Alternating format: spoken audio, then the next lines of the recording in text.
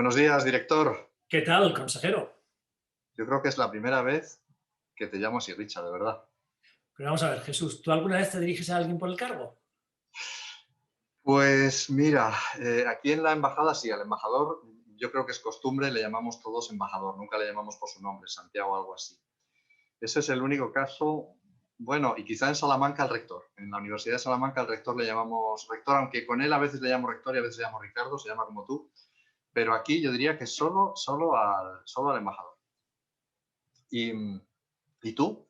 Cuando estuvo la ministra de Exteriores, yo creo que fue al poco de incorporarte tú, si no recuerdo mal. ¿Cómo te dirigiste tú a la ministra de Asuntos Exteriores? Bueno, la verdad es que fue muy fácil porque ella dejó muy claro desde el principio que la tratáramos de tú. Pero había gente ahí en la comitiva que la trataban, seguían tratándola de usted, la verdad. O sea, que ella fue la que te facilitó un poco el camino, ¿no? Sí, claro, y además como ya me conoces, que yo soy muy bien mandado, pues a mí me dicen de tú y yo hablo de tú. Tú, ya. ¿Con qué criterio utilizas tú una forma u otra? Porque no sé si a ti te pasa, pero en español es como difícil dar reglas, ¿no? Por ejemplo, yo sé por los alumnos Erasmus y por mi experiencia en Alemania que allí las reglas son muy claras, ¿eh? Tú sabes cuándo tienes que usar el tú y el usted. Por ejemplo, a un profesor, pues siempre se le llama en Alemania o en Italia o en Francia de usted, y sin embargo en España ese no es el criterio, ¿no?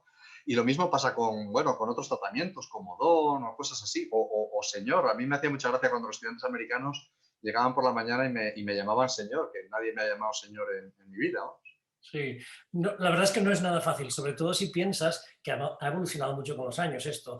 Pero fíjate, yo creo que últimamente cada vez oigo más el tú en España que en otras zonas hispanohablantes. No sé si a ti te pasa lo mismo, esa es mi experiencia.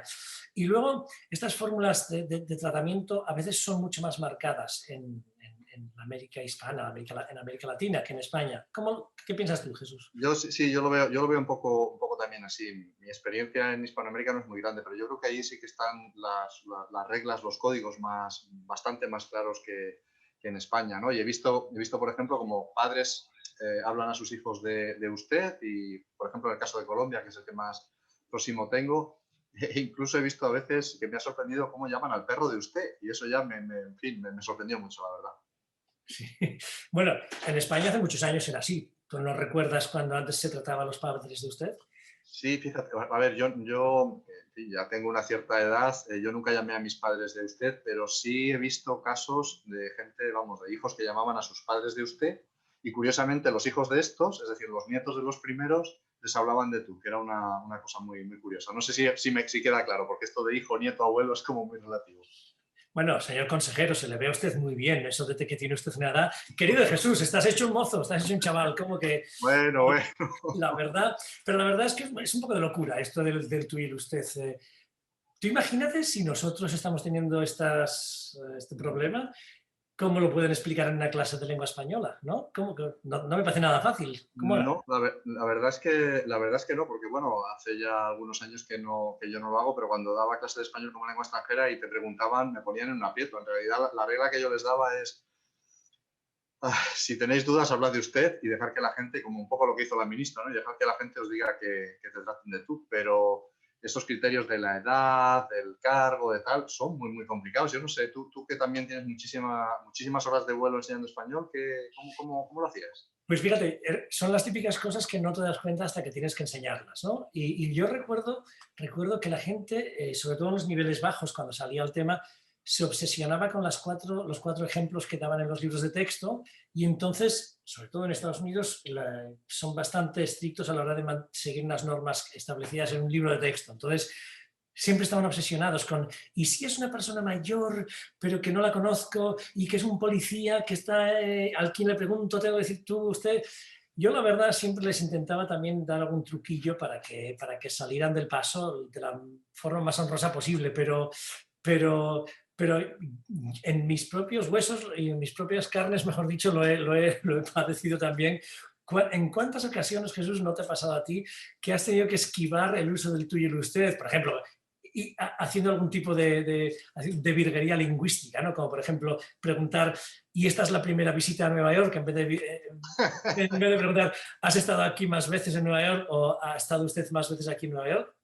Sí, la verdad, estoy totalmente de acuerdo. A mí a veces me ha pasado que intentas esquivar el uso, buscar alguna perífrasis para no meterte en ese lío, porque es que son tantos los factores que influyen, que si la edad, que si el rango, que si la geografía, que si... que a veces, como tú dices, simplemente lo esquivas. Sí. Pues vamos a ver de todos modos cómo lo resuelven nuestros profesores de español como lengua extranjera en Estados Unidos. Pues me parece muy buena idea. ¿Por qué no nos preguntamos? Vamos allá. Con respecto a lo que estabas comentando, de que te extraña que se hablen de usted en un matrimonio, porque para ellos es informal y para ti es muy formal. A nosotros nos pasa, los canarios, por ejemplo, que hablamos de ustedes siempre, nosotros. Y para nosotros es completamente informal, no tiene que ver con formalidad de ningún tipo. Sin embargo, cuando estamos en la península o con compañeros pues, de Baleares, nos dicen, oye, ¿nos puedes tutear? Pero no se trata de un tratamiento formal en nuestro caso. O sea que es interesante las variedades que hay por ahí, ¿verdad? Sí, muy interesantes. Cintia, ¿qué impresión tienes tú de esto? Bueno, de tú y usted como mexicana es una cuestión generacional. En mi generación nosotros le hablábamos de usted a los abuelos directamente y de tú a los padres dependiendo de qué tan moderna era tu familia. Si eras una familia un poco más moderna, siempre les hablabas a tus padres de tú y a todos los demás de usted.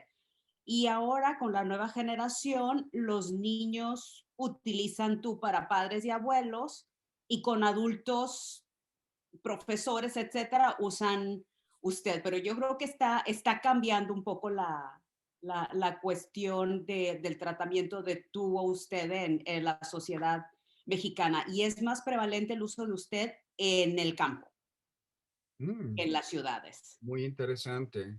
Fíjate, Silvia, ahora que comentas lo de los abuelos, ese es el tema clave cuando yo estoy enseñando el tú y el usted. Yo soy maestra de 6º grado, ¿vale? De middle school y enseño español.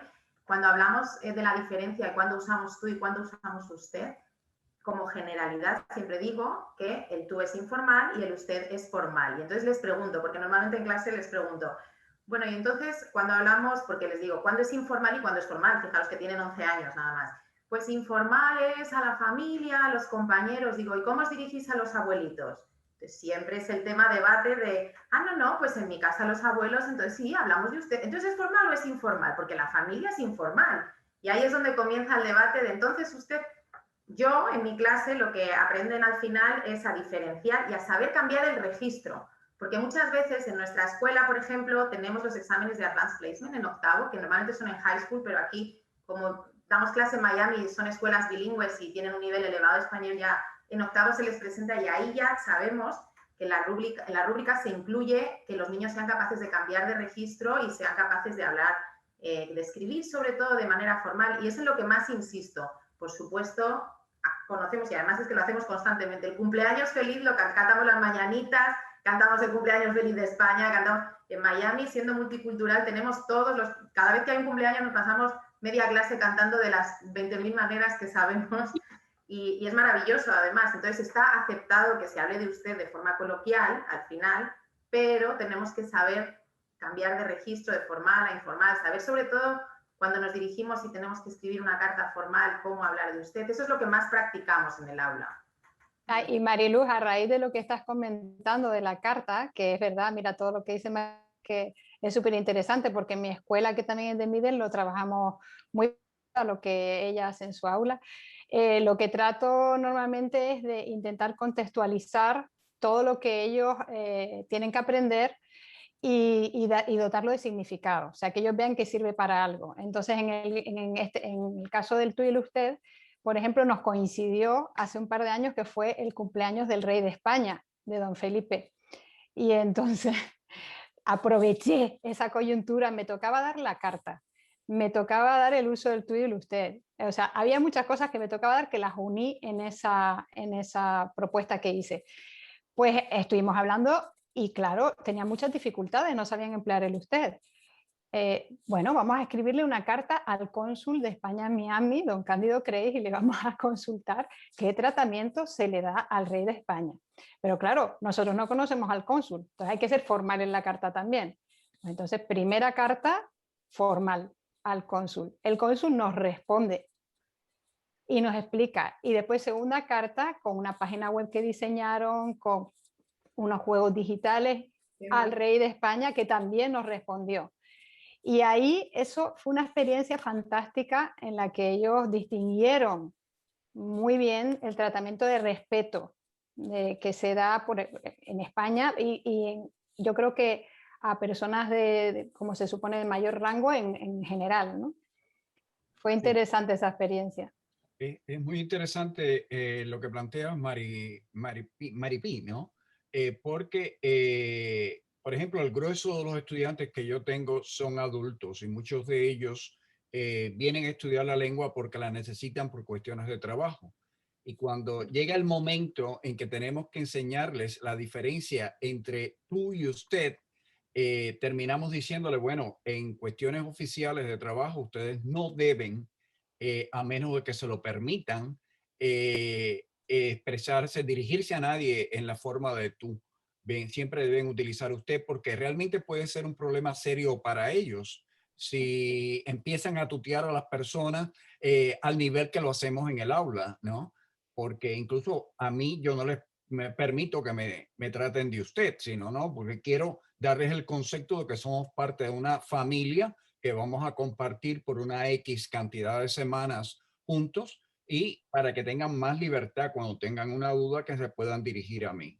Pero sí, hay diferentes matices. Ahora recuerdo también que tengo una gran amiga que es colombiana y ella trata a su mamá de usted, no al abuelo solo, a los padres también los tratan de usted.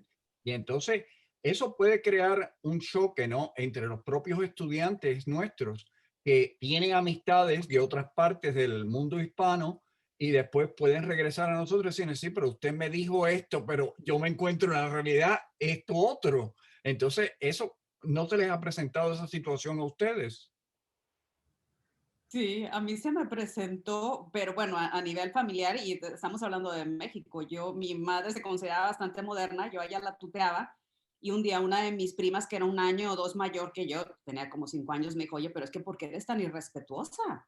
Le estás hablando de tú a tu mamá, le tienes que hablar de usted. Claro, cuando estoy con mi madre y empiezo a tratarla de usted, me ve con cara de como que, mira, ¿y a ti qué te pasó? Le comento y me dice, no, hijo, lo que pasa es que es una relación de confianza, tal vez tu tía y tus primos tienen una relación más formal o más distanciada y estamos hablando de una familia, de dos hermanas. ¿Cómo también decides ya a nivel familiar lo que se usa? Lo que yo tengo una anécdota muy interesante con los niños pequeños de 5º grado a los que les acabo de enseñar pronombres, entre ellos tú y usted, con una gráfica, tienes personas mayores y luego empezamos a recorrer la plantilla de la escuela, ¿no? Y al director, bueno, es usted, y a la directora tal, bueno, y a esta persona y al personal de la cafetería, en fin. Esa clase fue a través de Zoom. Entonces, de repente se colaban mascotas. No sé si a ustedes les ha pasado cuando tienen una clase en línea y alguien pregunta, bueno, ¿y a la mascota cómo le hablas? Y uno de los niños pregunta, bueno, ¿qué edad tiene la mascota? ¿Cuántos años tiene? Porque si tiene más de tal edad, entonces es un perro, un gato senior y le tienes que hablar de usted. ¿Cuál fue la solución? ¿Cuál fue la solución? Bueno, si se trata de un cachorro, le hablas de tú. Y si se trata de un perro mayor, le hablas de usted. Porque tiene años, ¿no? Está bien. Tiene sus años y no sé cuántos años eran equivalentes a 70 años, entonces el perro ya merecía que lo trataran de usted. Pero es interesante cómo el niño empieza a asimilar el concepto de respeto hacia la edad, que también es una cuestión cultural muy nuestra. Perdona. No, que iba a comentar, perdona Marilu, que iba a comentar que también depende, aunque la relación es de mucha confianza, de si estás teniendo problemas. Puedes estar en confianza, pero como haya un problema, dice, perdone un momento, venga usted para acá. Cambiaste el tono completamente. Y ahí cambia el registro, cambia. El registro, mira, es un buen ejemplo también. Sí, no, yo creo que al final lo bonito es que el español es una lengua viva, ¿no? Y también lo aprovechamos como en clase de humanidades, que también impartimos en nuestros centros, ¿verdad, Mapi? Y al final yo acabo mezclando la clase de español con la de historia. Claro.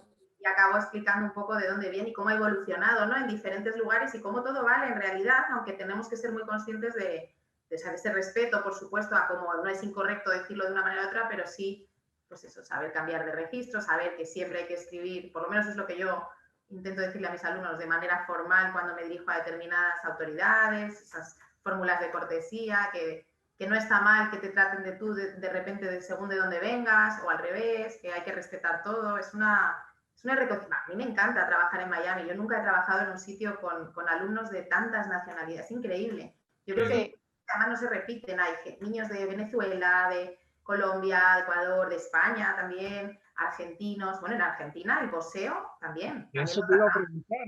Eso te iba a preguntar si te encuentras con un estudiante de Argentina que utilizan el boxeo, ¿cómo? Claro, ellos directamente te dicen, de edad, ¿no? Aquí, vos cómo venís hoy, así es. Me encanta. Porque allí, de hecho, pues se quedaron con el box y no, bueno, pues al final mezclamos historia y lengua y cultura, ¿no? Que es tan importante. Ok. Bien, pues nada, nos vemos pronto en el próximo tema. Bien, ha sido muy interesante. Un saludo. Bueno, Richard, ¿qué te ha parecido el punto de vista de nuestros profesores? Interesante, ¿verdad? Increíble. ¿Tú has visto qué de anécdotas tenían y cómo analizaban el caso según a quién estuvieran enseñando? La verdad es que sería fantástico ver ahora qué opinan otros profesores, no sé, en las redes sociales o qué comentarios tienen sobre lo que nos han dicho. Dejarán sus comentarios, ya ves. Oye, pues si esto fue emocionante, espera que veas el siguiente capítulo. Estate al tanto. Ah, pero hay siguiente capítulo. Ya verás una serie entera. Pero es muy emocionante el siguiente tema. Estupendo.